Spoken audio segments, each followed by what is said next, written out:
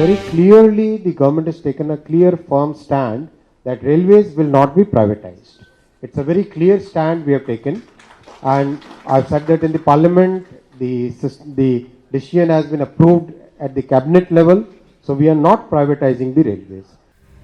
Railway मुसाफिरों के लिए एक बड़ी खबर सामने आई है। भारतीय रेलवे के निजीकरण का मुद्दा देश में कई बार उठा। अब सरकार का बड़ा बयान सामने आया।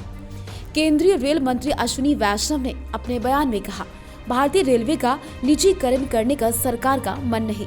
दरअसल सरकार अन्य निजीकरण को लेकर कई बार बयान दे चुकी है। ऐसे में इससे पहले रेलवे के निजीकरण को लेकर हमेशा ही सवाल उठते रहे।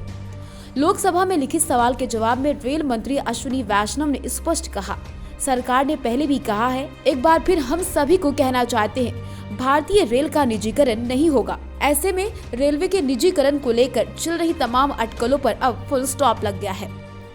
इसके साथ ही उन्होंने एक अन्य सवाल के जवाब में कहा कि वर्तमान में सरकारी निजी सहभागिता के जरिए से नियमित रेलगाड़ी सेवाओं के परिचालन का कोई प्रस्ताव विचाराधीन नहीं। रेल मंत्री ने कहा कि भारत गौरव रेलगाड़ी पोर्टल पर 15 सेवा प्रदाताओं को पंजीकृत किया गया। इनमें से 4 सेवा प्रदाताओं को उनकी मांग के अनुसार भारतीय रेल द्वारा रेल आवंटित कर दिया गया।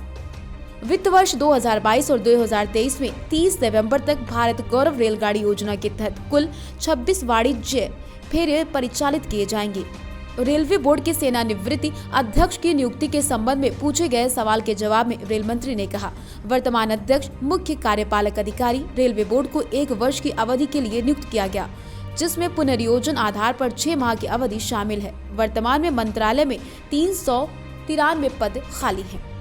इसके साथ ही उन्होंने आगे कहा, जहां तक सदस्यों, महाप्रबंधकों, महानिदेशकों के पदों पर नियमित नियुक्ति करने का संबंध है, भारतीय रेल प्रबंधन सेवा के गठन के बाद संशोधित शर्तों के मुताबिक इच्छुक और पात्र अधिकारियों के आवेदन आमंत्रित कर इन पदों को भरा जाना है। इस दौरान नवंबर 2022 में महाप्रबंधकों को 8 पदों को भरने के लिए आदेश भी जारी किए गए हैं। शेष रिक्त पदों को भरे जाने के लिए प्रक्रिया जारी है। रिक्त पदों को भरा जाना लगातार चालू है और भी आवश्यक कार्रवाई की जाती रहेगी।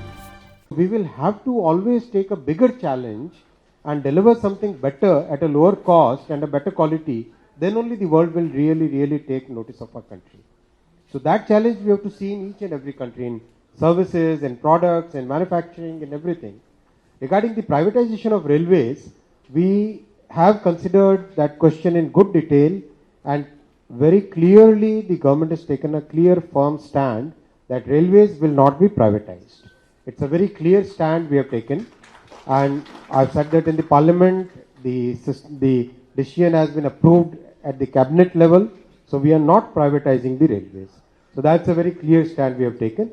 On the question of cyber security, yes, lots and lots of work is happening already. Many good innovations and many good security systems have already come up, and many more will be coming.